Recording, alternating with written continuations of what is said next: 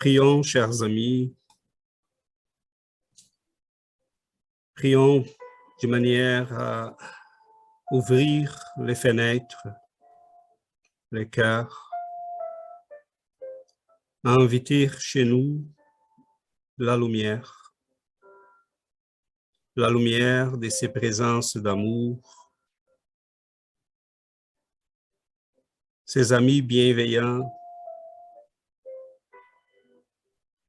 qui viennent à nous au moment qu'on les invite, au moment qu'on se dispose à les écouter. Nous vous invitons, chers amis, de lumière, d'amour, et nous vous demandons de nous aider à bien comprendre et à bien transposer la connaissance dans nos actes, dans notre vie. Nous vous remercions de votre amour. Nous vous remercions de la possibilité d'être ensemble, de grandir, d'aller sur ces chemins et d'être entouré d'amour. Nous vous remercions et nous vous demandons de nous soutenir dans nos processus de transformation, d'évolution. Bénis notre effort, apportez-nous de la lumière à nous, à nos foyers, à nos êtres chers, à nos amis. Que la lumière de votre présence puisse s'installer chez nous et rester toujours avec nous. Nous vous remercions de ces moments d'amour, de réflexion, de prière. Nous vous remercions parce que votre amour est présent pour chacun de nous. Que nous puissions en profiter véritablement de chaque moment pour grandir, pour ouvrir notre perception vers cette vie immense. Merci énormément.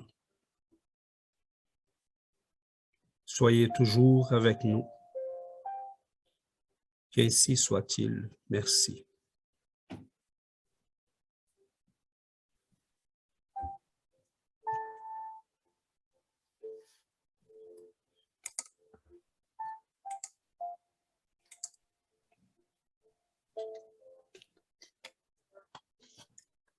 Donc, voilà notre rencontre 79.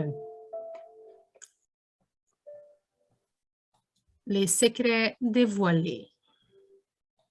Est-ce que Denis voulait commencer la lecture aujourd'hui, Denis? Oui, pas de problème. D'accord. Les secrets dévoilés. Bien qu'étant devenu un savant dans les sciences de la stratosphère et du sous-sol terrestre, l'homme moderne est en proie, devant le tombeau, à la même affliction que celle des Égyptiens, des Grecs et des Romains des temps anciens. Les siècles, qui ont vu la disparition de certaines civilisations et le renouvellement de peuples, n'ont pas changé l'aspect mystérieux du tombeau. Point d'interrogation millénaire, la mort blesse toujours les sentiments et torture l'intelligence. Au sein de toutes les doctrines religieuses, la théologie, représentant les directives de vénérables patriarches de la foi, cherche à contrôler l'émotion des croyants en conciliant les intérêts de l'âme incarnée. Pour ce faire, elle a créé des religions définies en essayant de simplifier les déterminations de Dieu dans les décrets dictés par les rois du Moyen-Âge et fondés sur une ingénuité audacieuse. Sans aucun doute, Il existe des domaines d'angoisse punitive et de douleur réparatrice dans toutes les dimensions de l'univers, ainsi que des consciences obscures et terribles qui vibrent dans une multitude d'états sociaux. Cependant, le service théologique, quoique respectable, attentif au dogmatisme traditionnel et aux intérêts du sacerdoce, établit le plus ultra qui ne répond pas aux exigences de l'intelligence ni aux aspirations du cœur. Pourquoi expédier directement en enfer la créature misérable qui s'est livrée au mal par simple ignorance? Que donnera-t-on au nom du savoir divin à l'homme primitif avide de domination et de gibier? La malédiction ou la connaissance? Quelle procédure conduira aux ténèbres l'esprit moins heureux, qui n'a vu la vérité qu'au moment même où il abandonne son corps? En suivant le même raisonnement, pourquoi envoyer au ciel de manière définitive le disciple du bien qui vient à peine de commencer à suivre le chemin de la vertu? Dans la demeure céleste, à quel genre de devoir soumettra-t-on les âmes rachetées? On formera des apôtres uniquement pour la retraite obligatoire? Comment garder au paradis le père affectueux dont les enfants auraient été remis à Satan? Quel bonheur sera réservé à l'épouse dévouée et fidèle dont le mari brûlerait dans les flammes de l'enfer? L'autorité divine, parfaite et illimitée, serait si dépourvue de moyens qu'elle pourrait refuser, au-delà du plan corporel, le bénéfice de la coopération légitime que les autorités faillibles et inefficaces du monde encouragent et protègent.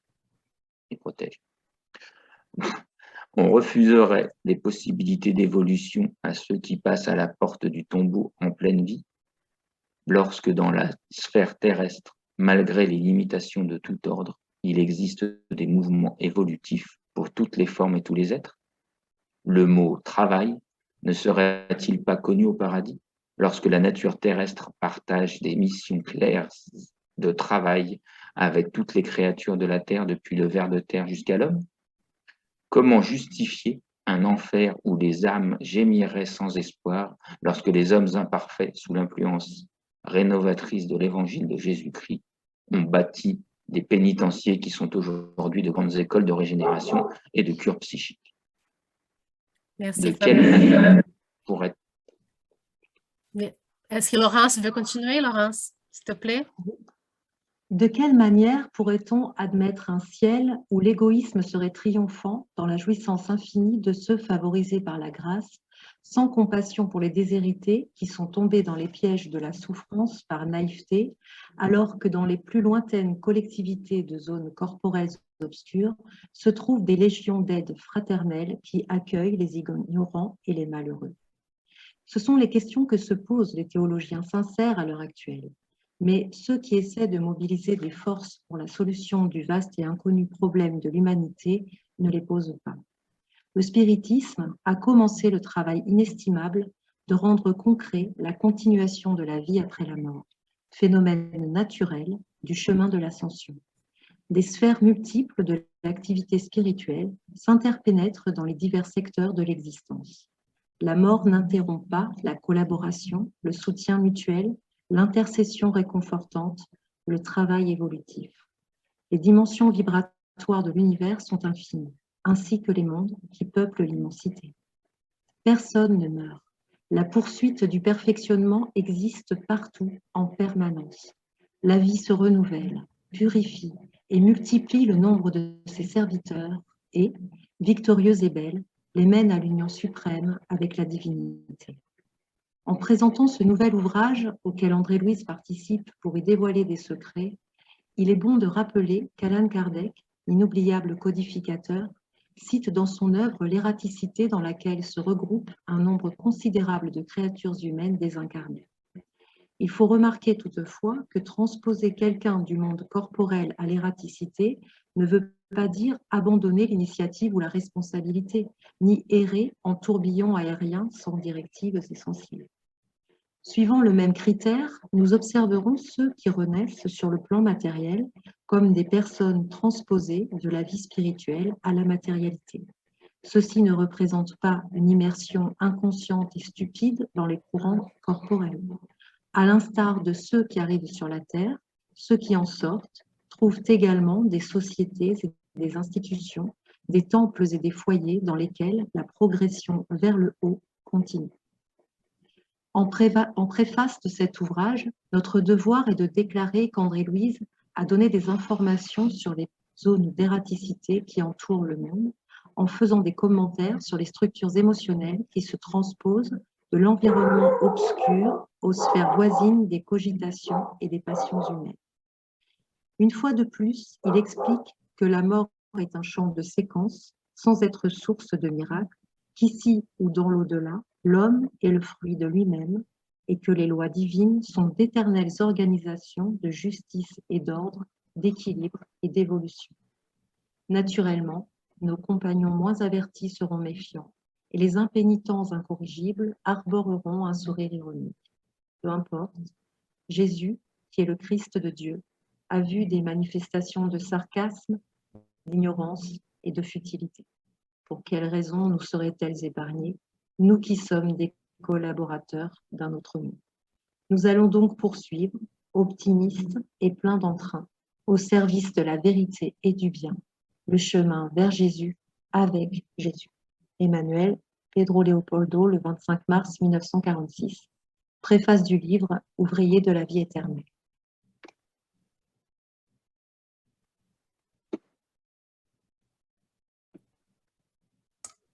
Merci Denis, merci Laurence.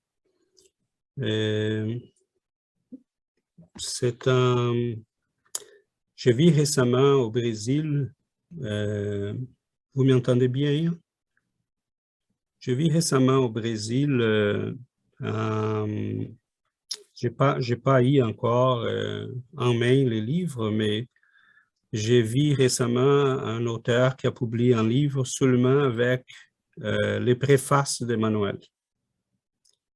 Et je me suis dit, quelle belle idée, parce que c'est partout qu'on prend les introductions qu'il a écrites pour tous les livres. Ce sont des œuvres qui méritent d'être étudiées en séparé. C'est impressionnant. Et c'est d'une clairvoyance épouvantable. Quand il dit à la fin du sourire ironique, on les voit, hein? On les voit à l'Internet, sur Internet.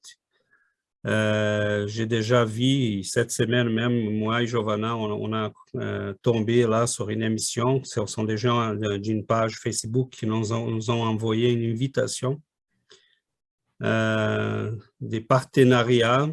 J'ai dit, mais c'est quoi ça, des partenariats? J'ai dit, bon, regarde la page, Giovanna, et après on verra. Tu m'envoies là et je regarde aussi. Là, on a tombé sur des choses qui... Emmanuel avait tout à fait raison. Ce sont des gens qui... Oh, ce qu'André-Louise a écrit, c'est de la fantaisie un peu, c'est du roman. Et il y a... parce que c'est bizarre là, ces trucs des villes, des écoles, des hôpitaux dans les plans spirituels. C'est quoi cette affaire-là? Bon, ça au Brésil, où on a eu la chance d'avoir Chico Xavier pendant 75 années, présent et actif.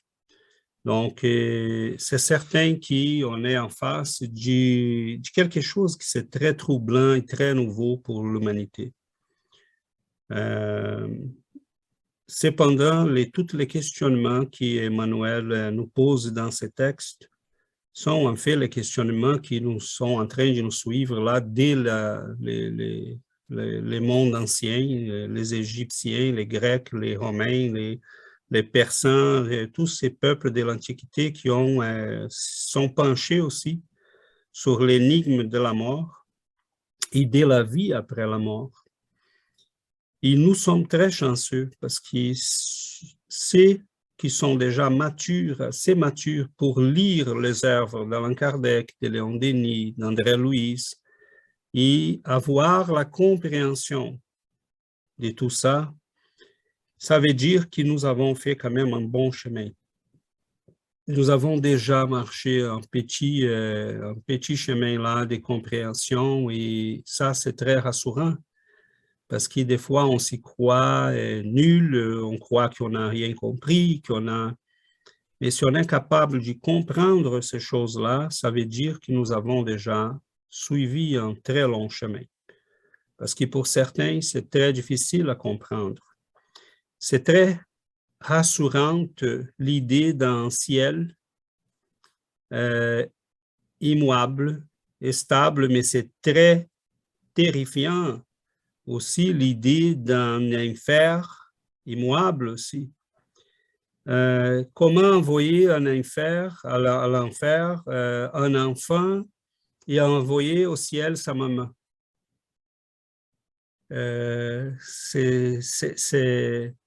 Ces questionnements-là ont fait en sorte que les religions se sont établies dans une période qui était très difficile pour l'humanité. On a aussi l'habitude d'y accuser la religion d'être ignorante ou d'avoir créé des idées naïves.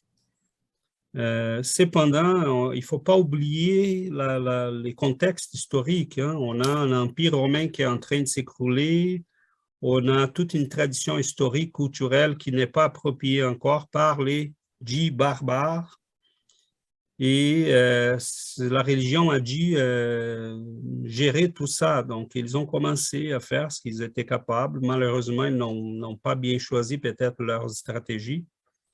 On créait des conceptions qui rappelaient très proches les conceptions païennes.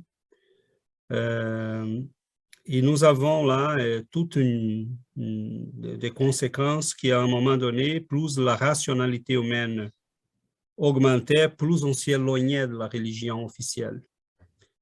Mais est-ce que les gens qui étaient à la base de tout ça n'étaient pas au courant de la vérité? Est-ce que les grands esprits qui ont vécu tous ces siècles n'étaient pas au courant de la vérité? Oui, ils étaient. Peut-être leur manquaient les mots pour traduire tout ça pour les autres. Donc, on est en face d'un processus très difficile, très complexe, et les vérités spirituelles commencent à peine à sortir. Et nous sommes, moi, je me considère parmi les privilégiés qui ont eu accès à cette vérité-là. Parce que ce que le spiritisme nous montre, ce qu'il nous donne comme perspective de la vie après la mort, et des liens entre la vie physique et la vie spirituelle, et toutes les conséquences qu'il y en a, toutes les relations qu'il y en a entre ces deux vies-là, c'est immense comme possibilité pour la société, la vie, la religion, la morale. Donc, bon, je lance ces mots-là comme introduction, mais c'est certain qu'on aura pas mal de gens qui vont avoir de la difficulté à comprendre tout ça. Parce qu'on a là comme un conditionnement des siècles et des siècles. Même les spirites lisent André Louise ou Alain Kardec qui disent « Oh, les esprits sont une fumée, les corps spirituels, c'est une fumée, là, un nuage. Les périsprits, c'est quoi les périsprits? Non. Donc, ils n'ont pas compris, et c'est tout à fait légitime et naturel. Je ne suis pas en train de réprimander personne. Les manques de compréhension pour quelque chose de si nouveau, c'est naturel. Cependant, des fois, on prend notre ignorance par la vérité, et ça, c'est dommage. Parce qu'on ne comprenne pas les choses, c'est tout à fait légitime. Qu'on ne fasse pas des efforts pour y arriver, là, c'est une autre chose. Et qu'on pense que des esprits comme Emmanuel, André Louis et d'autres qui ont entouré le travail de Chico Xavier sont venus pour rien, pour nous raconter des histoires qui n'ont pas de sens. Bon, ça, c'est encore pire. Donc, si je ne suis pas capable de comprendre, c'est plus humble et plus légitime de dire « je ne suis pas capable ». Ce n'est pas grave. Je vais y arriver. Mais c'est différent quand la personne prend un micro, une caméra, il va sur Internet dire, mais ça, c'est n'importe quoi. Okay? Donc là, on voit que c'est catastrophique parce que c'est témoigner, la personne n'est pas au courant, hein? C'est témoigner de sa propre ignorance et l'enregistrer pour l'avenir. Donc, les gens devraient être plus attentifs à ce qu'ils enregistrent parce que ça reste, ça demeure là pour toujours. Donc, la vérité, c'est ce qu'André Louis nous raconte, c'est basé sur la physique la plus avancée, la plus moderne qu'on a. La physique n'est même pas rendue là encore. Mais basé déjà sur les conceptions de la physique que nous avons, c'est déjà assez légitime la compréhension du plan spirituel. Donc, la science moderne, elle est déjà au courant que la matière n'est rien que de l'énergie coagulée, condensée. Et ça, c'est tout à fait déjà connu. Donc, de quoi nous parle André Louis en fait? Il nous parle des mondes des causes. Et nous sommes conscients que nous sommes dans les mondes des effets. Le monde matériel n'est rien d'autre que le monde des effets. Et c'est pour ça que notre science peine énormément parce qu'elle n'arrive jamais à comprendre les lois, elle n'arrive jamais à l'explication définitive parce qu'il n'est pas ici l'explication définitive. Il faut faire ces sauts-là vers une dimension qui nous est encore inconnue, ignorée. Donc voilà, je ne vais pas m'éterniser, c'est un sujet passionnant, il y en a plein de choses là-dedans, mais la vision d'un ciel statique n'existe plus pour nous, spirites. La vie est vibration, la vie est puissance, la vie est mouvement, travail, apprentissage, croissance, et cela va se faire par des milliers d'années et des milliers d'années. On n'est qu'au début du processus. Donc, je vous laisse la parole.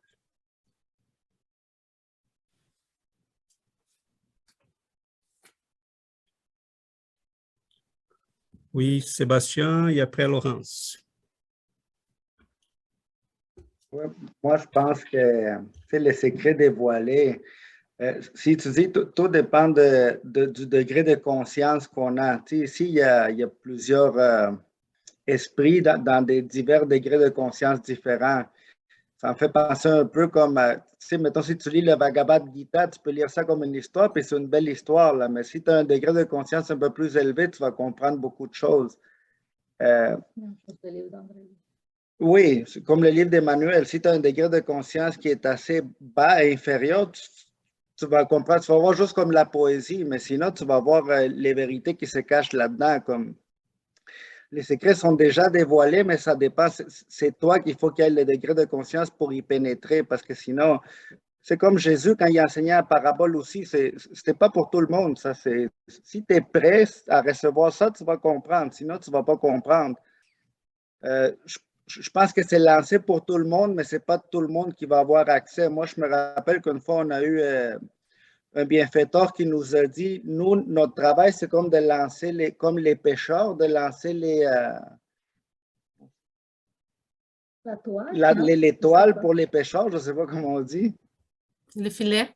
Ah oui, les filets, de lancer les filets, puis on n'espère pas ramasser comme des milliers de poissons. Si on en ramasse un ou deux, ça va être déjà très bien là, pour notre travail. Fait que je pense qu'il y a des gens qui ne comprendront pas, mais puis même ceux qui comprennent déjà qu'il y a un certain degré de conscience, je pense que plus tard, ils vont relire ça, puis ils vont comprendre d'autres choses aussi. Je pense qu'il y a beaucoup de choses cachées là-dedans que même quelqu'un qui a déjà un degré de conscience élevé ne va pas tout absorber. Ça dépend de notre maturité, non? Oui. C'est ça. Ma réflexion. Oui, Laurence. Oui, mon impression à la lecture de ce texte, enfin, comme tu le disais, c'est extrêmement riche. C'est censé être l'introduction, mais en soi, c'est déjà un texte extrêmement riche et qui ouvre sur plein de choses. C'est vrai que moi, je me sens un petit peu comme lors de l'étude de la semaine dernière, dans une difficulté de quelle direction prendre, parce qu'il y en a énormément qui peuvent s'ouvrir. Bon, c'est le principe du libre arbitre, on a plusieurs chemins, il va falloir en choisir. Mais en tout cas, moi, ce que ça m'évoque, déjà, c'est oui, le sourire ironique, etc. Ou ce que je constate, c'est que souvent, ça m'est arrivé cette semaine justement de parler avec une collègue qui est extrêmement cartésienne en toute chose et qui était dans... Bon, elle me confiait une difficulté passagère et le fait que même les psychologues, en fait, n'apportaient pas de solution à la problématique qu'elle rencontre avec son enfant. Et j'ai commencé à ouvrir, à pousser timidement une petite porte pour voir s'il y avait moyen d'ouvrir sur autre chose. Et elle était à ce moment-là très réceptive, donc j'en ai profité. Et donc, j'ai pu lui parler du fait que nous ne sommes pas qu'un corps physique, de la survivance de l'esprit, enfin, tout ça, tout doucement. Elle était ouverte finalement à ça. Donc, elle m'a écoutée et je me suis surprise à parler très longuement avec elle et à pouvoir dire beaucoup de choses. Et là où je voulais en arriver, c'est que elle me disait, mais en fait, elle me dit, oui, je sens que c'est vrai ce que tu me dis, je sens que oui, ça touche quelque chose en moi, je sens que ça doit être ça. Mais elle me disait, mais c'est terrifiant. C'est tellement confortable de se dire qu'on a une vie, il y a un début, il y a une fin, et voilà. Alors, elle me disait, finalement, moi, c'était son ressenti, elle me disait, se dire que non, on ne peut pas s'échapper, que la mort physique, ce n'est la fin de rien, c'est juste un changement d'état et qu'on doit continuer d'évoluer. Elle m'a dit, donc je trouvais ça assez amusant, elle m'a dit finalement, l'explication des catholiques où on a une vie et à la fin, on a été gentil, on part au paradis, on a été méchant, on va en enfer, au moins, c'est réglé. Elle me disait, c'est terrible de se dire qu'en fait, c'est une évolution continue et que même quand on désincarne, parce qu'elle me dit quand on est mort, je dis bon, arrête de dire mort parce que ça n'a aucun sens. Donc elle me dit bon alors d'accord, quand on désincarne si tu veux. Donc on continue, on doit continuer d'étudier, d'évoluer et il n'y a pas de fin à cette évolution. Et on revient et on désincarne à nouveau et on évolue et on évolue. Et elle me disait que c'était terrible de se dire qu'on est immortel. Et c'est vrai, et surtout qu'à aucun moment on va nous dire, comme c'est bien précisé aussi dans le texte, ça y est, c'est bon, tu es arrivé au paradis, c'est fini. Non, en fait, on est toujours dans le travail, dans l'évolution. Alors bien sûr, à des degrés qui ne sont même pas envisageables pour nous d'évolution. L'évolution se fait de manière certainement beaucoup plus fine, beaucoup plus lente, mais elle est toujours. Je pense que la progression continue à l'infini. Et ça, ma collègue qui est partie de on est, c'est le fruit du hasard, on meurt et tout est fini, elle est arrivée à ça en 30 minutes, donc j'étais quand même contente pour elle. Mais voilà, en tout cas, ce que les gens disent, finalement, je pense qu'il y a un certain confort à se dire avec ce que proposent les religions actuelles, c'est de se dire, bon, on va faire des efforts pendant cette vie-là et après on a gagné notre paradis, c'est terminé. Voilà.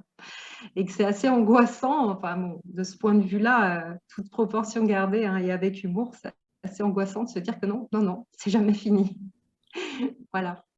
Merci. Et puis, je voulais aussi glisser un tout petit mot par rapport à autre chose qui m'est venu en t'écoutant tout à l'heure, César, par rapport à ce que tu disais de la science qui évolue. Et moi, j'ai écouté récemment des conférences proposées par Charles Kempf dans une vidéo qu'il a publiée récemment. Et il fait référence au scientifique français, c'est Philippe Guillemant, je crois, c'est ça.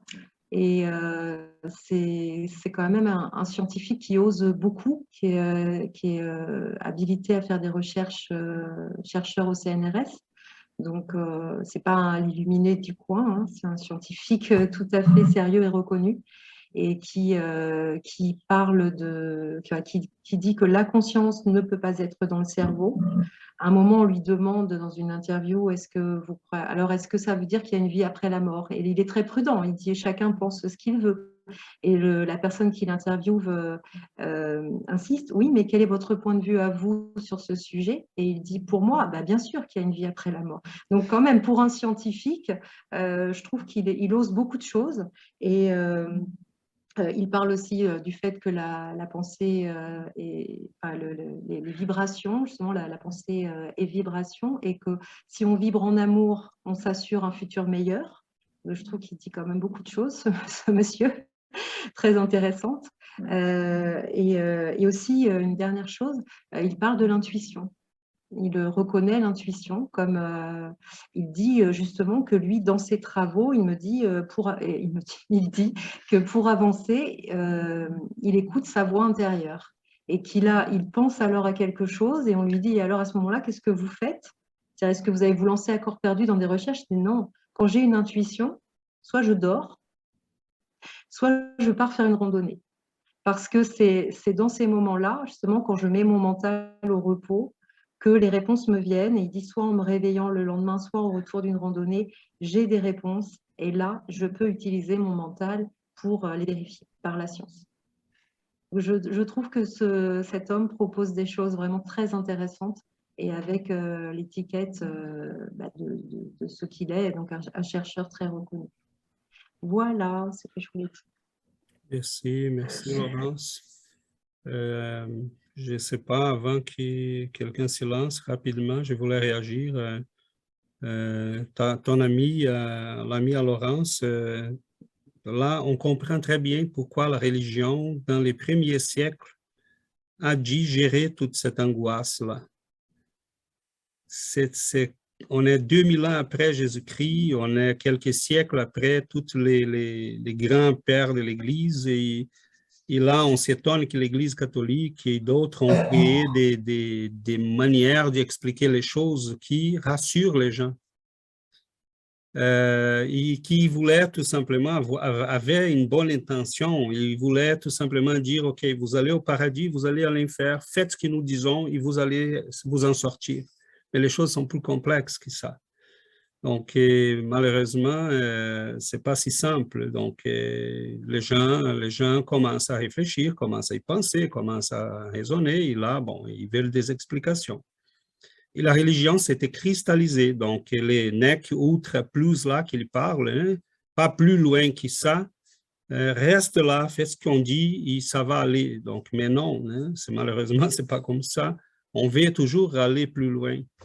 Donc, et on y va de plus en plus. Laurence a très bien lié ces deux interventions parce que la science va plus loin toujours. Elle ne va pas demander à la religion. Et la religion, là, il faut qu'elle commence à se rattraper parce que la science commence à évoluer et à dépasser la religion. Et ça va être bizarre parce qu'on va avoir des nouveaux sacerdots là, peut-être ce qui... les positivistes avaient prévu hein, que la science deviendrait la nouvelle religion. Je ne veux pas ça non plus, mais c'est certain que la religion il faut qu'elle commence à bouger. Ce que ces scientifiques-là disent, c'est ce que d'autres sont en train de dire aussi. Il n'est pas tout seul. On a plusieurs aux États-Unis, en Norvège, en Finlande, Payne Van Lommel, Mario Beauregard, il y a un autre, il y a un non-juif ici aux États-Unis, j'ai oublié son nom, à l'Université du Texas, en Virginie, il y en a d'autres. Donc, la science se réveille à l'immortalité. Et la religion, là, il faut qu'il bouge. Et je trouve dommage parce qu'à un moment donné, ils vont commencer à dire exactement ce qu'on lit chez André Louis. Et je crois que les scientifiques, au fur et à mesure qu'ils puissent avoir accès à ces connaissances-là, ça va les ouvrir des possibilités de recherche extraordinaires. Mais on verra. Pour bientôt, peut-être, ça commence déjà. Oui, Fabrice. Oui, alors c'est vrai que la science, les scientifiques d'une manière générale, tout doucement, ils arrivent de par leur recherche à, comment dirais-je, à rejoindre, à tendre tout doucement vers l'existence de quelque chose d'autre que la matière. Mais moi, j'ai le sentiment quand même qu'il y a j'ai le sentiment qu'il y a des scientifiques qui, au fond d'eux-mêmes, gardent enfin, ils ont conscience qu'il y a autre chose et qui n'osent pas le dire. Parce que justement, ce sont des scientifiques. Et peut-être le regard des autres, peut-être le regard de la communauté scientifique les empêche justement d'aller jusqu'au fond des choses. Hier, j'ai regardé une émission que m'a envoyée ma fille via un lien, c'était sur les EMI, les expériences de mort imminente. C'était une émission qui s'est passée en France, avec, peut-être que les Français connaissent, avec Faustine Bollard, ça s'appelle ça commence aujourd'hui. Et donc, il y avait sur le plateau 3 personnes, 2 femmes et un homme qui ont vécu donc des EMI. Et il y a une des femmes qui racontait, donc je passe les détails, mais quand elle s'est réveillée, donc elle avait assisté pendant son coma, pendant son EMI, donc il y avait ce qu'ils appellent une décorporation, donc nous on parlera, je sais pas, peut-être plus d'émancipation de l'âme, je ne sais pas exactement quel terme il faut employer, mais je pense que c'est plus ça. Elle disait donc qu'elle voyait tout ce qui se passait avec le corps médical quand ils étaient en train de s'occuper d'elle. Et donc, cette personne est revenue dans son corps, elle s'est donc réveillée. Et quand elle s'est réveillée, il y avait un médecin c'était le chef des urgences qui était là. Et elle a commencé à leur dire au chef des urgences, bon ben, il lui a dit donc, on vous a fait une échographie, on a découvert ceci, cela. Elle dit oui, je sais très bien que vous m'avez fait une échographie. Puis le médecin, il s'arrête et il dit, mais comment vous pouvez savoir qu'on vous a fait une échographie? Ah, si, je vous ai vu, vous avez fait l'échographie, vous avez même dit ceci, ceci, cela, cela. Et là, le médecin, il a coupé court, il n'a pas voulu aller plus loin, parce que, je sais pas, soit ça l'a dérangé, soit il dit, écoutez, je ne suis pas ici pour écouter des sornettes, je suis ici pour soigner les gens. Et là, la personne, elle est restée, elle s'est tue. Elle s'est tue, et elle disait, j'ai mis des années après à revenir sur ce sujet, à en parler à nouveau. Donc, là où je voulais en venir, c'est qu'on voit bien qu'il y a effectivement des scientifiques qui avancent dans ce domaine, qui sont conscients qu'il y a autre chose que la matière. Mais il y en a d'autres, effectivement, ils restent très cartésiens, ou alors c'est cette peur de reconnaître et d'avoir le jugement de la communauté scientifique, en se disant, mais arrête, qu'est-ce que tu racontes, c'est n'importe quoi ce que tu dis là, c'est pas digne d'un scientifique de dire des choses comme ça. Vous voyez ce que je veux dire? Et j'ai le sentiment, ça avance, certes, mais vraiment doucement, doucement. Il faudra vraiment des preuves, parce que je pense que pour les scientifiques, c'est avant tout des preuves qui leur permettent justement d'avaliser telle ou telle chose. Tant qu'ils n'ont pas des preuves, on sait bien que dans le domaine des esprits, bon, bah, les preuves, même s'il y en a, elles ne sont pas forcément formelles, elles sont pas forcément, elles n'arrivent pas toujours au moment où on s'attend à les trouver. Et je pense que ça, voilà, ça va prendre du temps. Ça va prendre du temps avant qu'on puisse vraiment, dans le domaine scientifique, qu'on puisse vraiment avancer dans ce sens-là. Voilà, merci Fabrice. Je voulais réagir après à ton intervention, mais Fabio a levé la main. Fabio? Oui, vous m'écoutez bien? Oui, oui. Bon, je juste réagir parce que, en fait, moi, je suis un optimiste. Alors, moi, je crois vraiment, j'ai force qu'on va évoluer, que les choses vont devenir comme on écoute dans les spiritismes. Mais une chose qui m'a... Je ne suis pas un scientifique du tout. Alors, je ne connais pas beaucoup la science ni rien. Mais moi, qu'est-ce que j'ai noté maintenant de cette période Covid, de la pandémie, est qu'on avait vraiment... La science, ce n'est pas très exact comme je pensais avant. Hein. Ça dépend les cours qu'on prend. Alors, on a des scientifiques qui disent que ça, sur le Covid, l'autre va dire ça, et tous les deux disent que c'est la raison, c'est là, ou l'autre non, c'est là. Alors, la science, ce n'est pas très exact. Moi, qu'est-ce qui m'inquiète beaucoup, c'est l'effet, les progressismes, les mouvements progressistes qui commencent, qui utilisent la science aussi pour enlever certaines choses de l'humanité. Par exemple, on voit une campagne contre Jésus-Christ sur le christianisme, on voit des scientifiques qui disent qu'il y a la preuve que ça n'existe rien. Alors, je crois vraiment qu'un jour, on va arriver là. Mais j'aimerais juste vraiment lancer ça parce que c'est vraiment, ça dépend vraiment beaucoup de scientistes. On a des opinions contraires, on a tout un mouvement dans les planètes qui s'est connu, qui essaie vraiment d'éliminer la famille, Jésus, les choses. Ils sont appuyés avec la science aussi. Il y a toujours quelques scientistes, qu'on va dire, des études là-dedans. Alors, c'est juste ça que je trouve dommage. Mais comme je vous dis en avant, je crois vraiment que la vérité va rester, parce que sans c'est la vérité, c'est logique. Moi, comme toi, César, on a déjà discuté ça au passé dans d'autres réunions. Moi aussi, j'ai commencé dans l'espiritisme avec les livres de Nosso Lar et Notre Demeure, je pense qu'en français. Alors, je sais pas moi, c'était la première fois que j'ai touché l'espiritisme, j'étais plutôt jeune, je pense que j'avais 15, 16 ans. Et je sais pas, pour moi, quand j'ai lu la première fois, c'était, wow, c'est vrai ça. Je sais pas pourquoi, c'était d'un mois, c'est vrai que si on pense vraiment que tout ce qu'on a appris avant, qu'on va décéder, on va, après ça, les sorciers vont venir, on va au paradis, on va à l'enfer. Et on lit un livre qui dit qu'il y a des écoles, des bus, d'autobus, on dit, oh, ok, c'est un peu loin, mais je pense aussi que c'est beaucoup pour la personne, parce que pour moi, ça touchait, c'était comme si, waouh, c'est vrai, c'est logique. Alors, ici, on pense bien, c'est logique, parce que chacun va payer exactement qu'est-ce qu'on fait.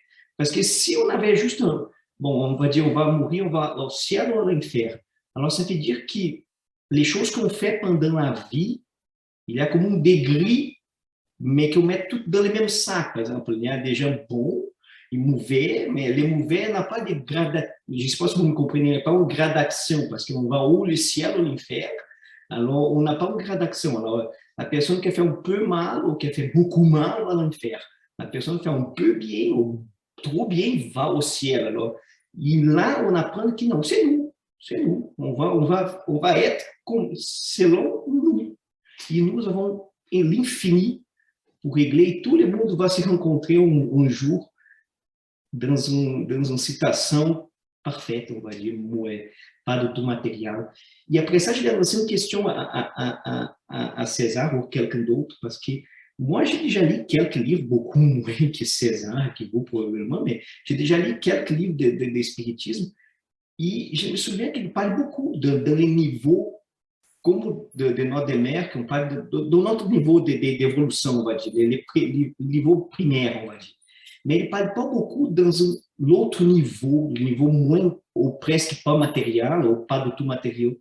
Est-ce que quelqu'un a déjà dit quelque chose? Qu'est-ce qu'il y a dans ce monde? Est-ce que dans ce monde-là, il y a aussi des choses où c'est vraiment tout d'énergie? Ce sont vraiment rien de matériaux, pas de tout de nourriture, pas de tout des bâtiments. Est-ce que vous connaissez? Est-ce que quelqu'un a déjà lu là-dedans? Merci, ça on peut parler après. Merci.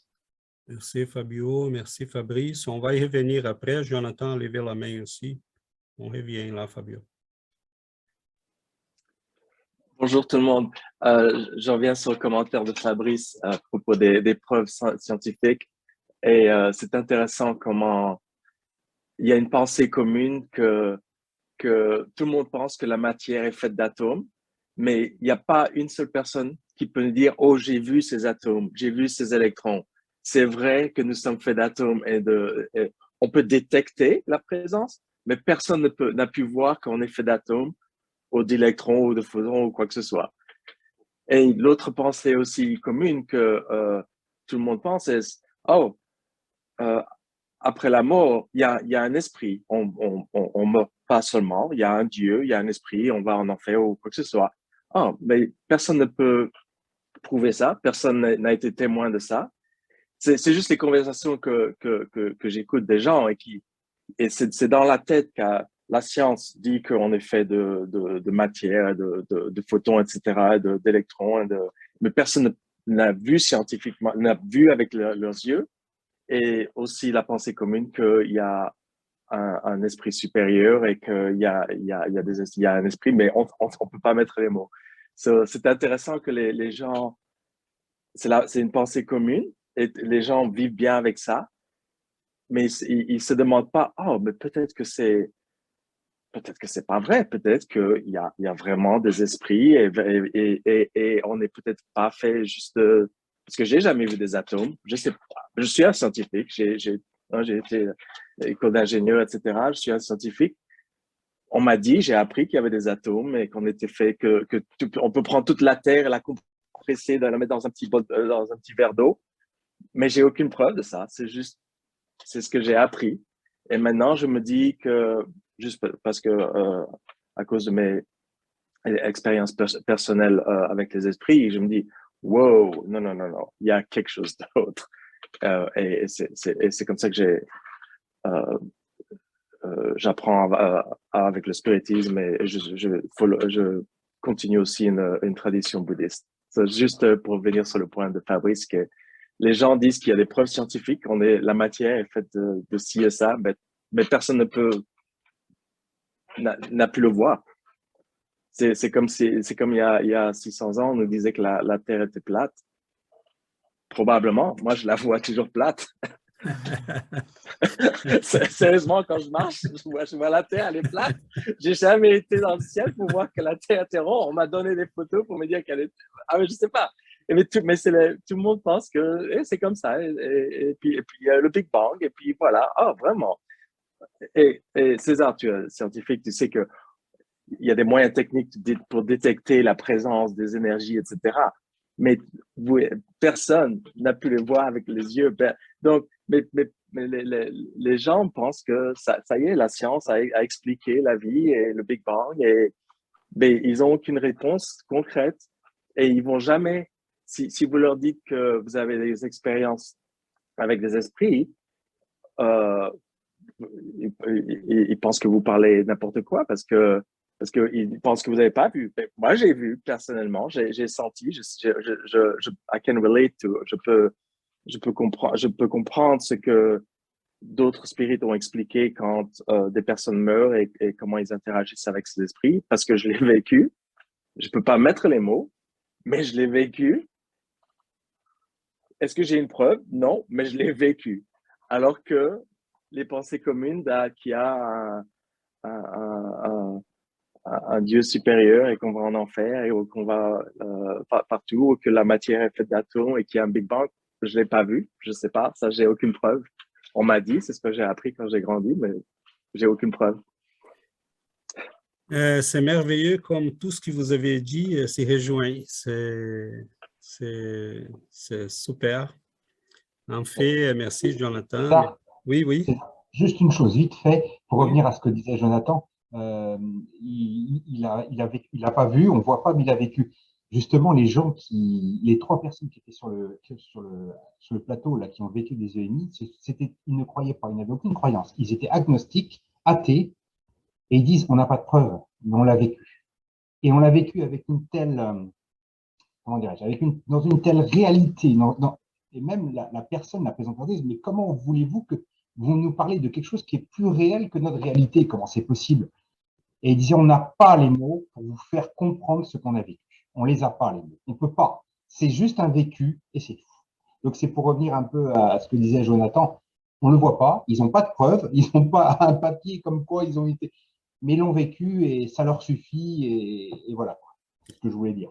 En fait, merci Fabrice, merci à tous. En fait, on est en face d'un grand problème. Et les scientifiques qui s'y sont vraiment mis comme dans un endroit là sans sortie, parce qu'on a bâti pendant 300 ans l'idée que la science peut nous donner des preuves et des réponses. Et les écrits les plus récents dans le domaine de la science et de la philosophie de la science, la science commence à être plus humble. Elle a dit, on approche la réalité, mais on n'a qu'un aperçu de cette réalité. On a appris à détecter des régularités. Mettons, je sais que le fer, à chaque fois que je l'amène à 1500 degrés, il va fondre. Donc, j'utilise cette connaissance, mais je n'en sais pas plus. Comme un ingénieur, mettons, je peux utiliser cette régularité pour faire mouler des choses, des formes en fer. Mais c'est tout. C'est quoi qui se passe? Donc, on a bâti une idée, la science, elle est capable de... Première chose, elle va isoler les mondes. Donc, elle va isoler un morceau de ces mondes-là, qu'on appelle un système. Elle va étudier ce système, elle va sortir les régularités et des fois énoncer une loi. Mais aujourd'hui, on sait déjà que même les constantes physiques, la constante gravitationnelle, mettons, on va dire sa valeur est telle. Non, ce n'est pas telle. À chaque fois qu'on la mesure, on a une valeur différente. Donc, la vérité, c'est qu'on est dans les mondes des moyennes, des statistiques, de la probabilité. On dégage certaines régularités. Le problème plus grand, c'est que la science a bâti une idée qui, elle, est la seule vérité. Et elle n'est pas la seule vérité. Fabio a donné un exemple merveilleux. Les gens qui regardaient vers la science pendant la COVID se sont trouvés vraiment perdus ou dépourvus parce qu'ils n'ont pas de réponse. On n'avait pas les moyens de répondre aux gens.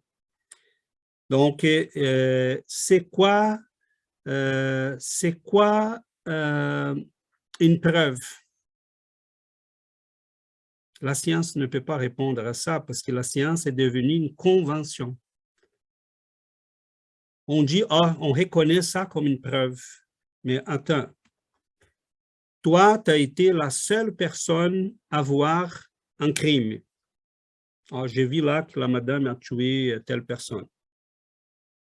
Le juge te demande, vous avez vu ça? Oui, je l'ai vu. Preuve. Est-ce que Laurence t'aime ta fille? Preuve. Donnez-nous une preuve. Donne-nous une preuve. Les papiers à Jonathan sont brûlés dans un incendie. Jonathan, tu fais quoi comme profession? Ingénieur. Donne-moi la preuve. Mais c'est quoi une preuve? Pour la science, quelque chose que je peux répéter à l'exhaustion, mais ça, c'est très limité parce que c'est quoi vraiment qui puisse être répété à l'exhaustion, sinon des choses assez banales, comme faire fondre le fer 300 000 fois, mais est-ce que les vraies choses, la base de l'univers, la réalité ultime de l'univers, est-ce que nous avons comme science la prétention de la contrôler? Mais c'est n'importe quoi, ça. Et les scientifiques les plus éclairés, ils se sont rendus compte déjà de ça. La question de la preuve, la question de la validité, la question de l'autorité exagérée de la science, c'est quoi la science pour dire aux gens, mais qu'est-ce qui est arrivé? Pour nous, la science est devenue le moyen de valider les choses et en tant que moyen de valider les choses, elle est à la base des politiques de santé, d'éducation. Donc, c'est devenu complexe parce que c'est une société contrôlée par une supposée science exacte, qui est vraie, qui nous dit toujours la vérité, mais que les scientifiques même savent que ça, c'est faux. Et ils savent ça. Les gens qui ouvrent dans ces domaines, ceux qui sont les plus réalistes, les plus cohérents, les plus éveillés, ils vont dire, écoute, attends pas beaucoup de la science. On approche la réalité. On approche la réalité. Mais c'est comme une asymptote, la courbe là qui va vers l'infini. Il ne s'approche jamais de l'axe. On n'est pas car la réalité nous dépasse. On n'a pas les moyens d'arriver à ça. Donc, il faut bâtir une science pour l'esprit. Elle n'est pas là encore. Mais on arrive doucement. Mais mon dernier commentaire, ce serait, est-ce qu'on attend la science nous dire ce qu'on peut voir déjà avec nos yeux, comme Jonathan disait? Est-ce que j'attends la science pour reconnaître ce que je peux déjà savoir? Je sais que je suis un esprit, je vois des esprits, je sens que je connais la vérité. Est-ce que je dois attendre que quelqu'un m'autorise à dire cela? Mais non.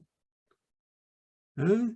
Pourquoi je dois nier ce que je vois avec mon cœur, mon âme, mon esprit, mon intelligence, pour faire plaisir aux gens qui demain vont changer d'avis? Parce que la science change. Hein? Jusqu'hier, le café n'était pas bon. Là, il est bon. Après, il n'est pas bon. Les œufs faisaient mal. Aujourd'hui, il faut les manger. C'est quoi ces trucs-là? Donc, la science, c'est quoi en fait? Elle coupe la réalité d'un petit morceau, elle dégage des régularités et elle dit ça, c'est la vérité. Mais quelle vérité? Tu as découpé un petit morceau de l'univers, tu as saisi là quelques régularités, un comportement qui se répète et tu dis, bon, c'est comme ça. Mais si tu les regardais autrement, ça serait peut-être autre chose. Donc, c'est bien d'avoir une science qui est capable de faire tout ce que notre science est capable de faire. C'est bien bâtir des édifices, avoir une médecine qui est quand même capable de nous aider, des chirurgies, tout ça, mais c'est très morcelé, comme la science ne peut pas nous donner un aperçu de la réalité. Et ils sont vraiment dans les troubles parce que de plus en plus, ils nous donnent des explications qui n'ont aucun sens. Ils sont conscients de ça. En fait, la réalité là que Jonathan parlait, les atomes, mais les atomes ils sont des particules ou ils sont des ondes? Ah, ils peuvent être les deux. Ils peuvent être les deux ou sommes-nous qui sommes incapables de savoir exactement qu'est-ce qu'ils sont? Ou nous ne sommes pas capables de reconnaître que nous ne sommes pas capables. Si un électron est une onde, mais moi, je suis fait des ondes, je peux me déplacer dans l'espace. Quelles sont les conséquences de tout ça? Qu'est-ce qui donne matière à la matière? Ah, c'est un champ d'énergie qui est comme une mélasse d'énergie qui va coller aux particules, mais et ces mélasses d'énergie-là, elle fait de quoi? Donc, la conscience dépasse tout ça. L'esprit dépasse tout ça. Nous avons besoin de la science, elle nous aide. Mais la conscience est beaucoup plus grande que ça. Platon parlait de ça déjà. Okay? On a des limites. La réalité, on ne peut pas... mais nous, on peut y accéder par simple perception. Nous avons en nous déjà tout ce qu'il faut. Parce que nous sommes une conscience. Et nous avons accès à tout ça. Et je trouve merveilleux quand on voit Jésus et d'autres comme lui qui ont agi sur cette planète. Comment faisait-il pour se déplacer sur l'eau?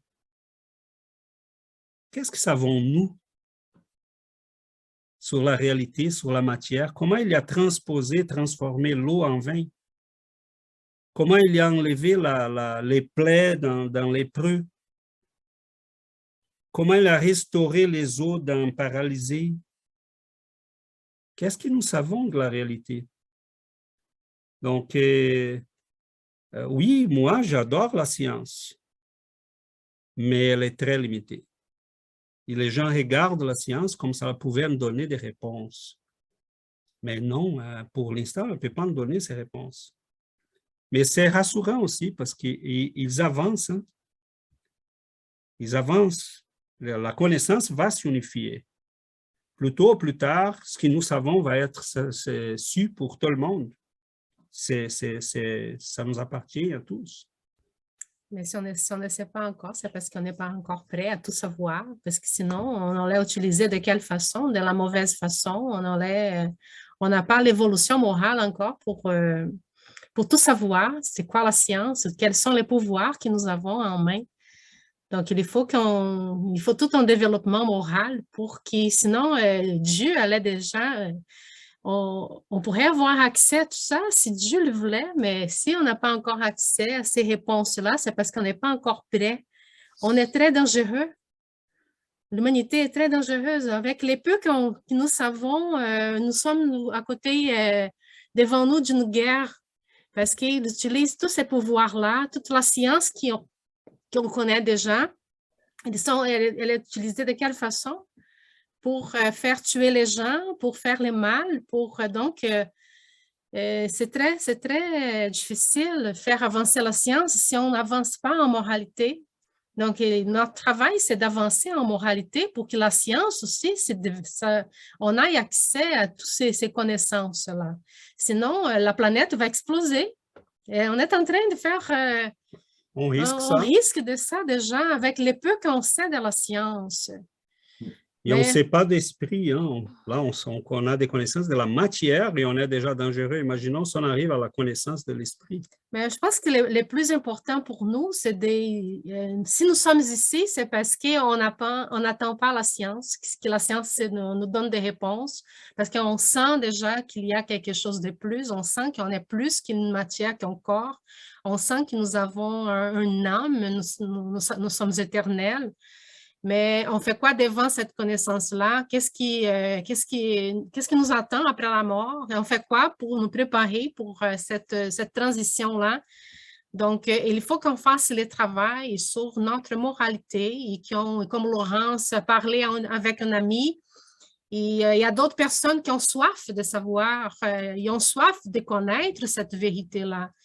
Et malheureusement, les gens n'ont pas la curiosité de chercher des lectures et ils vont rester toujours j'attends que la science me donne des réponses, mais on va attendre pour combien de temps? Donc là, nous sommes très, très chanceux. Comme César disait, moi, on se sent très chanceux d'être ici et d'avoir accès à cette connaissance merveilleuse qui peuvent bouleverser notre vie.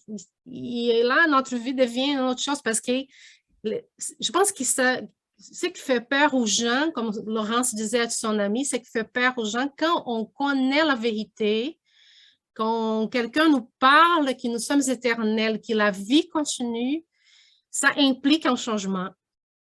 Et les gens ne veulent pas savoir de changer. Ils veulent continuer à vivre de la même façon. Mais dès qu'on sait qu'on est éternel, que la vie continue, il faut qu'on change. On est coincé dans une réalité, mais ce n'est pas la vraie réalité. Il faut changer de perception. Il faut qu'on change notre façon de vivre. Les choses qu'on trouve importantes ne sont plus importantes si on admet la vérité. Donc, tout ce qu'on a comme vécu jusqu'ici va tomber. Et il faut bâtir une autre façon de vivre. Et les gens, des fois, ne sont pas prêts à bâtir cette nouvelle façon de vivre. C'est ça les plus... moi, j'ai l'impression que c'est ça. J'ai une amie avec qui je travaille et elle m'avait dit une fois, je sais qu'il y a d'autres choses. Je sais qu'il n'y a pas, c'est pas seulement cette vie-là qu'on travaille, on mange, on dort, on se réveille à chaque jour. C'est sûr qu'il y a d'autres choses de plus. Mais j'ai déjà parlé de tout ce que je connais. Aujourd'hui, elle ne touche pas au sujet, elle veut continuer à vivre. Donc, la seule chose qu'elle sait parler, c'est des mathématiques. Ah, mes élèves sont ça, mes élèves sont ça, j'ai mon examen à préparer, j'ai des examens à corriger. Donc, la vie est tellement limitée. Mais c'est difficile, je comprends, parce que tout ce qu'elle a vécu jusqu'aujourd'hui, si elle admet que la réalité est une autre réalité, elle va devoir changer sa vie. Donc, les gens ne sont pas prêts à ça. Je trouve que c'est rassurant quand même de savoir que la vie ne s'arrête pas, la vie ne s'arrête pas avec notre mort, quoi, qu'il y a quelque chose après. Mais pour en revenir à ce que tu disais, Giovanna, je pense que ça aussi, ça implique de prendre ses responsabilités. Parce que quand on est conscient, quand on a, comment dirais-je, on a la conscience que après ça continue, on se dit finalement, et quand on connaît un petit peu le spiritisme, on se dit, finalement, suivant la façon dont je me suis comporté, et bien plus tard, il va falloir régler la note. Donc, si j'ai pas fait de bonnes choses, si j'ai pas été correct, il faudra régler la note, ce sera pas forcément agréable. Et dans l'autre sens, au contraire, si j'ai eu une vie portée vers les autres, où j'ai fait preuve de charité, de gentillesse, il y aura quelque chose de bien. Donc, les gens, effectivement, ne veulent pas changer parce que ça implique déjà de se remettre en question, de prendre ses responsabilités. Et ça, ça fait peur. Ça fait peur. C'est-à-dire qu'on se débrouille tout seul. On gère notre propre vie. On prend ses responsabilités, on prend ses décisions, on prend ses responsabilités. Et je pense que ça, les gens, comme tu disais une fois, César, dans une des émissions que tu as fait, on aime nos chaînes, on aime notre prison. Et voilà, on aime bien diriger. Hein. C'est tellement facile de se laisser de suivre le train, de suivre les wagons, et puis voilà, quoi. Voilà, c'est un changement. C'est vrai que c'est un changement, mais c'est pas donné à tout le monde de l'accepter et puis de changer. Oui, Laurence. Merci, Fabrice. Oui, justement, moi, je voulais rebondir sur ce que tu es en train de dire, Fabrice, parce que ça m'a fait penser à une conversation que j'ai eue justement sur cette nécessité de réforme morale. Tu disais, bon, on fait des choses bien, alors on travaille pour nous, en fait. C'est une vision, finalement, ou alors on a fait des erreurs et on va devoir régler la note. On a fait du mal. Mais parce que je pense justement qu'après, on se détache un peu de cette notion-là. C'est pas j'ai fait des bêtises, je vais être puni, ou j'ai fait des bonnes choses, je vais avoir des bons points. Parce que, en fait, quand on change, on ne se pose plus la question de se dire, ce que je m'égare un peu, ce que je voulais dire, c'est par rapport à justement une amie aussi qui m'avait donné cet argument, et donc j'avais dit, bon, effectivement, tu n'as pas encore vraiment acquis, compris ça, il faut que tu travailles sur cette notion, parce qu'en gros, c'était, alors d'accord, moi je veux bien faire de bonnes choses pour m'assurer un futur meilleur, mais ton histoire d'évolution continuelle, c'est-à-dire que ça ne s'arrête jamais. C'est-à-dire qu'il y avait un peu cette idée de dire, alors je vais faire un maximum de bonnes choses, comme ça j'ai rempli mon contrat et après je profite de mon paradis. Et on en revient toujours à la même chose, c'est justement, non, c'est pas faire un maximum de bonnes choses pour gagner du positif pour toi. Non, c'est devenir meilleur de l'intérieur. Chasse l'égoïsme, ne sois plus qu'amour, et alors tu ne te poseras pas la question de quand est-ce que je peux arrêter de donner aux autres. Tu ne penseras même pas à arrêter de donner. C'est ça, justement, c'est dans ce là où on sens-là va. C'est dans ce sens-là que je m'entendais, Laurence. Oui, je sais bien. Non, mais je Devenir n'avais pas de doute te meilleur. concernant. C'est pas forcément faire quelque chose pour se dire, bon, je vais faire bien comme ça, je sais que j'aurai du bien derrière. C'est pas intéressé, il faut que ce soit quelque chose de spontané, il faut que ce soit. Mais même, à la limite, je dirais, même si la personne se dit, bon, je vais essayer d'être meilleur parce que j'ai pas envie d'être puni, c'est déjà un premier pas. C'est au moins déjà un premier pas vers le bien. Et puis après, tout doucement, je pense que les choses se mettent en place, c'est déjà bien d'en prendre conscience. Et puis, parce que malheureusement, il y a beaucoup de gens qui n'ont pas conscience de ça, quoi, qui vivent dans leur vie purement matérielle, et puis, advienne que pourra, quoi, voilà. Après moi, le déluge, quoi. En fait, c'est un peu ça, quoi. En fait, si je peux, en fait, toutes les deux, ce que vous dites, je pense que ça se rejoint dans ce qu'on appelle, au moment qu'on est conscient de la loi des conséquences, que notre vie, c'est une construction de nous-mêmes. Je crois que c'est dans ce sens-là que tous les deux voulaient faire avancer la discussion. Et je crois qu'en étant conscient de ça, nous, on commence à se dire, mais ça vaut la peine d'être bon. Ça vaut la peine de ne pas être mal. Je comprends Jésus quand il nous demandait d'aimer, de pardonner, d'avoir de la compassion. Là, je comprends pourquoi il nous demandait ça. Donc, malheureusement, les gens sont encore dans la logique de la négociation. Je vais acheter mon paradis, je vais acheter, m'en sortir, m'échapper de l'enfer. Et cette vision-là, Laurence, fait peur aux gens parce que quand on dit, ce qu'Emmanuel dit dans ce texte-là, la vie est infinie, on ne sait pas où on va s'arrêter, on n'est qu'au commencement de tout ça. Il faut bâtir la créature qu'on va devenir. Ce n'est pas donné, ce n'est pas gratis. Ça prend de l'effort. On a deux ailes à développer, les ailes de l'intelligence et les ailes de la morale, et l'aile de la morale.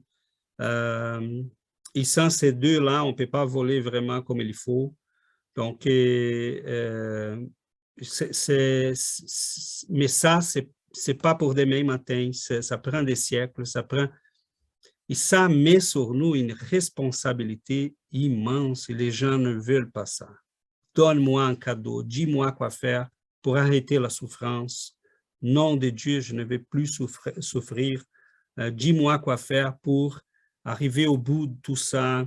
Il y a des gens qui vont nous écrire sur la page Facebook pour dire est-ce qu'on peut cesser d'exister? La personne sait que le suicide n'est pas une solution, mais ce n'est pas ça qu'elle demande. Ce n'est pas le suicide. Elle est en train de dire, est-ce que j'ai le droit de quitter l'existence? Non, tu n'as pas droit. Okay? Tu as été créé et la preuve que quelqu'un t'a créé, c'est que tu ne peux pas quitter l'existence. Tu peux quitter la vie matérielle, mais tu ne peux pas quitter la vie. Donc, il est chemin, il y a une flèche qui pointe vers l'avenir. Tu peux rester combien de temps tu veux sur les points que tu es là présentement ou tu peux avancer. Est-ce que Dieu aurait conçu tout ça pour notre souffrance? Est-ce que nous savons qu'est-ce qui nous attend dans les prochains siècles? Est-ce que nous avons une idée de qu'est-ce qu'il nous réserve?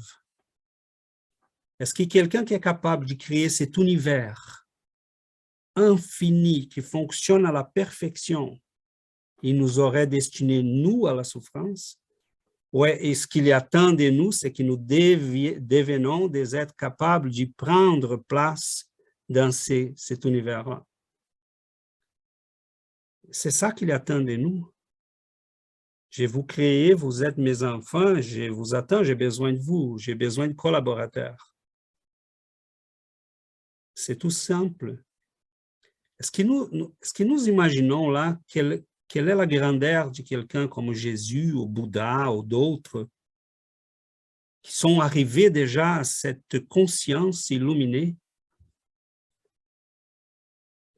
Goûter à ça, mais c'est à ça qu'on est destiné. Mais là, essayons d'expliquer à un enfant de 7 ans qui vient de rentrer à l'école. Oh mon gars, tu vas connaître les sciences, la biologie, les mathématiques, tu vas être capable de bâtir des choses, de construire des avions, de faire de la poésie, de la littérature, tu peux faire ce que tu veux, l'univers est à toi, la vie est à toi. L'enfant va nous regarder et dire, quoi? De quoi tu parles?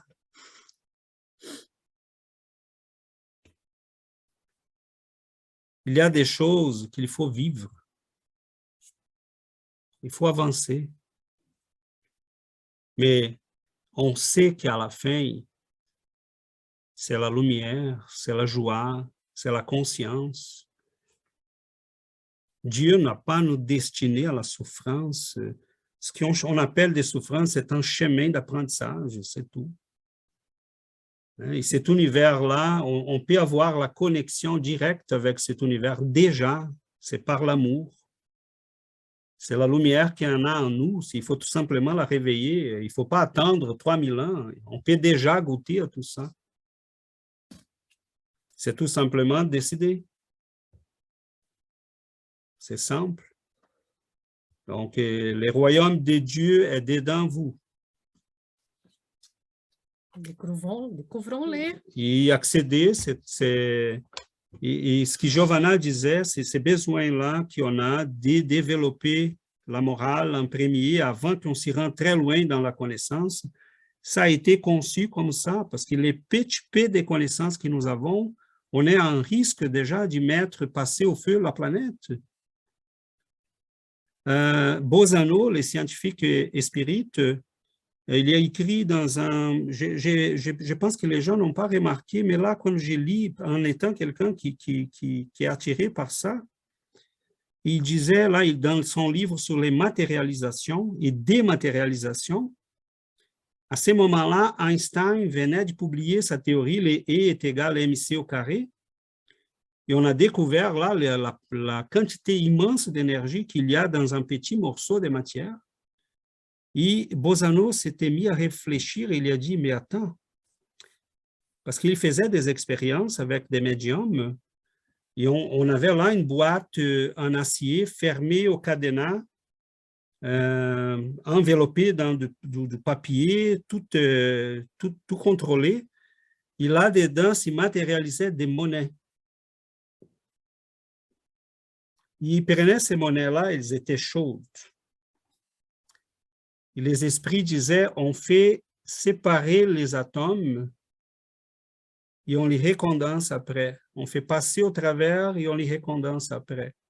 Bozano s'était mis à réfléchir et il a dit, mon Dieu, si l'humanité avait accès à ces connaissances-là, on ferait exploser la planète.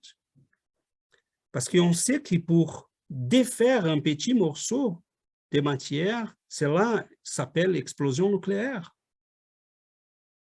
Et les esprits, en utilisant des lois que nous ne connaissons pas encore, sont capables de, dans les matérialisations de Chico Xavier et Peixotinho, il tombait des fleurs, des coquilles de la mer, tout mouillé encore, salé, elles tombaient sur les gens.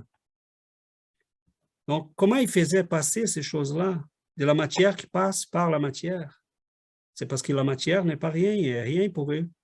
Mais ils utilisent des lois que nous ne connaissons pas. Heureusement, nous ne connaissons pas.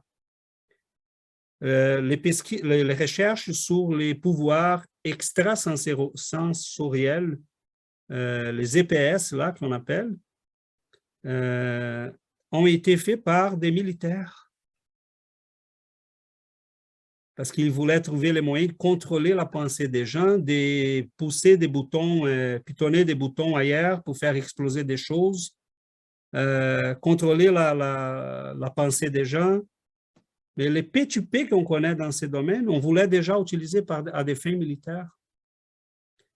Donc, on a besoin d'évoluer spirituellement avant qu'on s'y rende à ces connaissances-là. C'est bien qu'on n'ait pas rendu là encore.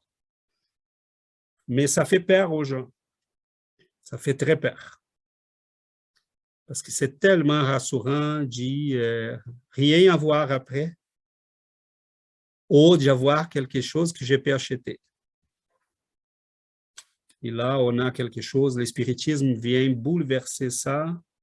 Il vient dire, désolé, je dois vous dire la vérité. La vérité est, débrouillez-vous, bougez-vous, travaillez fort, parce que c'est pas gratuit, c'est pas donné. Mais je trouve ça merveilleux. Ça veut dire que la joie, être heureux, la réussite spirituelle, ça nous appartient à nous. C'est un travail personnel. Mais ce n'est pas donné à tout le monde. Il faut, comme Fabrice disait, ça prend de la maturité. Donc, c'est pour ça qu'il y a des milliers de personnes encore attachées aux anciennes religions. Et je connais des gens dans ma famille qui disaient non, je vais à la messe tous les dimanches, je prends la communion, j'ai accompli mes devoirs, mais c'est correct.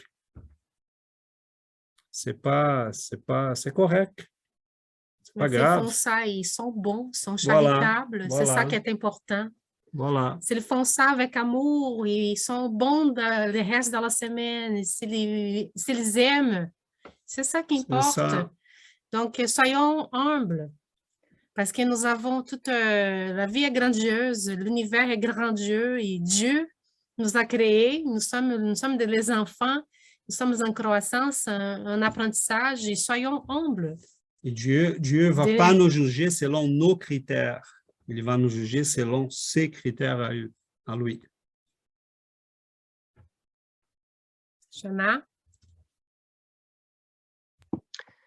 Je voulais juste faire un commentaire parce que ça m'a fait beaucoup penser toutes les discussions d'aujourd'hui, le texte que Laurence a mis sur notre groupe par rapport aux paraboles de l'éléphant. Donc, quand chacun va toucher une partie de l'éléphant, il va dire ce qu'il pense par rapport à ça. Et quand j'ai tout lu, là, la façon comme chacun pensait, je me suis demandé, je dis, mais quelle sorte de réponse je pourrais donner à ça? Comme j'étais en train de réfléchir. Et là, ça m'est venu à l'esprit comme ben peut-être si c'était moi, je dirais, ah, ça fait partie de quelque chose dans l'univers. Donc, c'est comme si on n'est pas capable de tout apprendre de ce qu'il existe présentement, mais on sait que ça fait partie de quelque chose de plus grand qui existe, que nous, on n'a pas encore la connaissance de tout. Et ça, c'est une pensée que moi, mon mari, on garde beaucoup en tête parce que nous sommes maintenant en train de bâtir une équipe de médecins, une équipe multidisciplinaire pour nous aider dans le cas de notre fils. Et ça, c'est à chaque fois qu'on va rencontrer un docteur, un spécialiste, la première chose qu'on lui dit, c'est ben, on connaît votre curriculum, on voit que vous êtes vraiment super bon dans telle chose, mais ce qu'on aimerait savoir, c'est jusqu'à quel point vous êtes ouvert.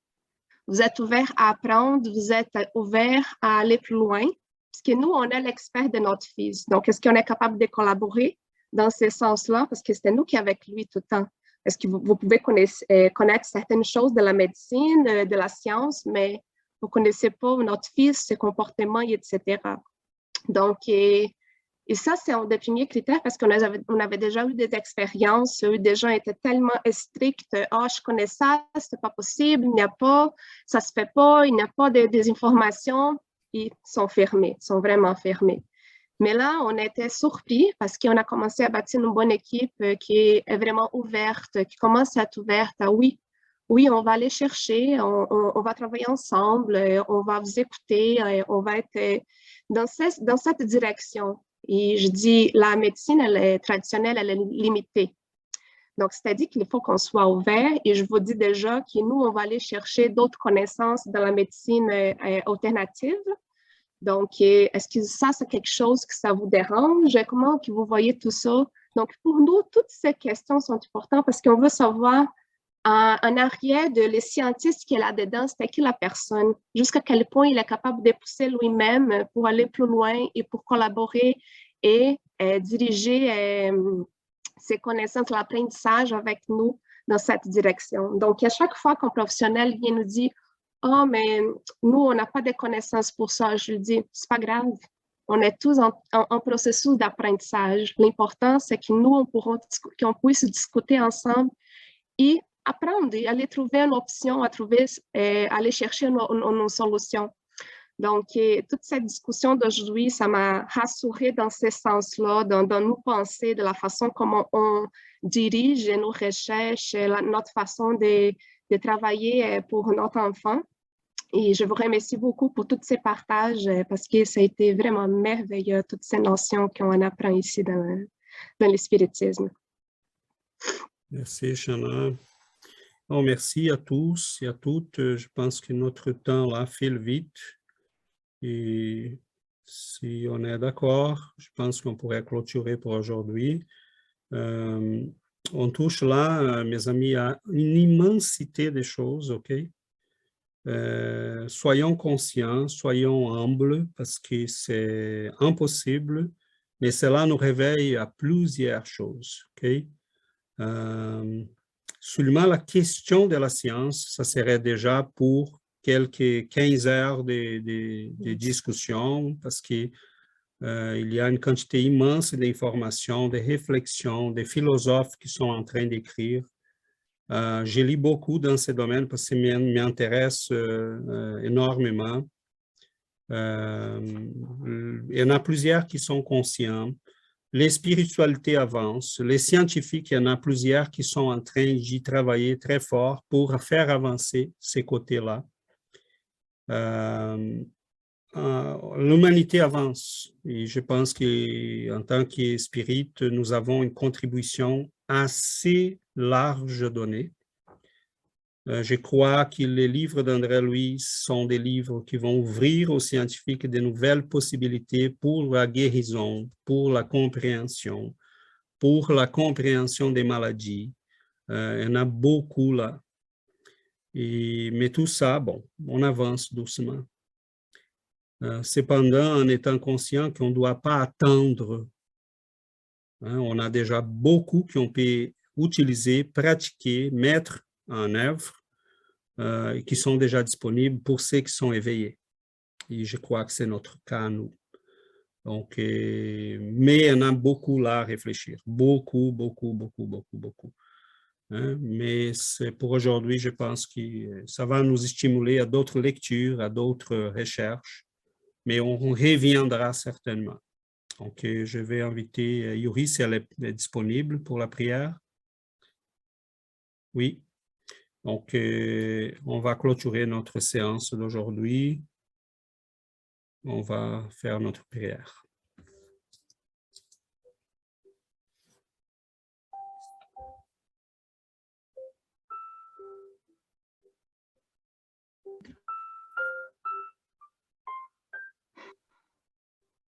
Seigneur Jésus,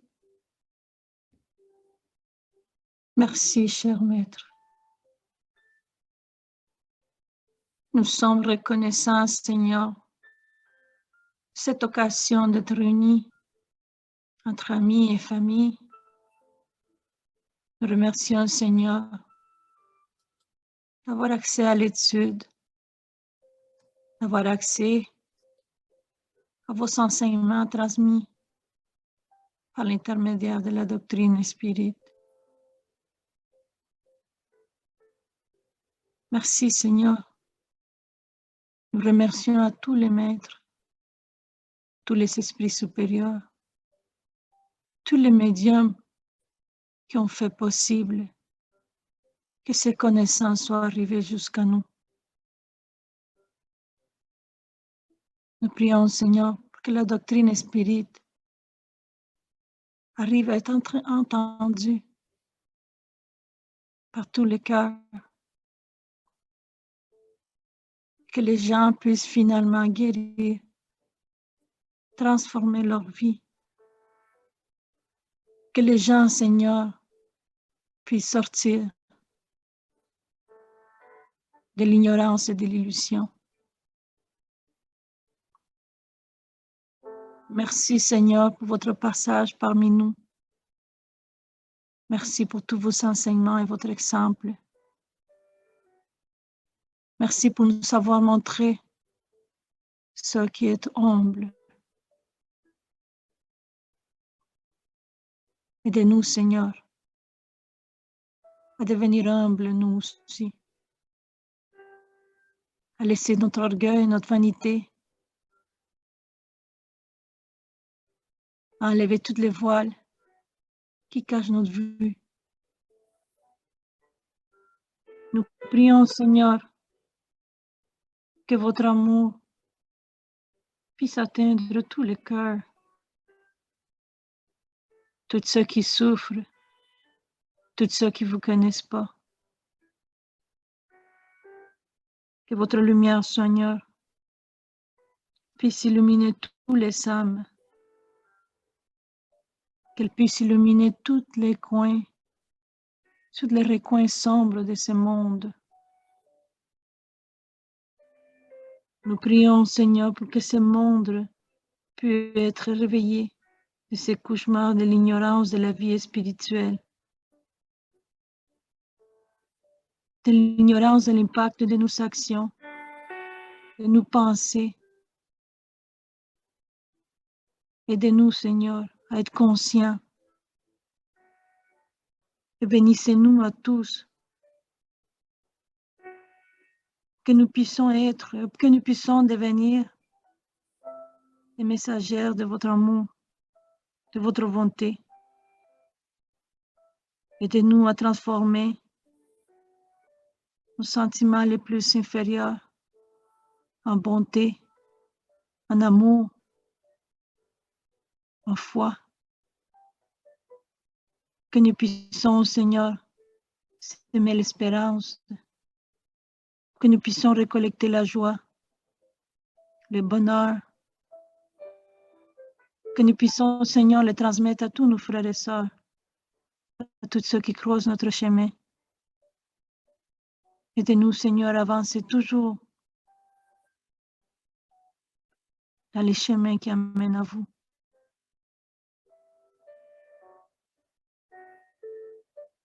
Merci, Maître. Restez avec nous. Merci, cher bienfaiteur. restez avec nous aussi. Et la paix de notre Seigneur Jésus-Christ puisse rentrer dans nos cœurs et dans nos vies pour l'éternité. Merci. Merci à tous.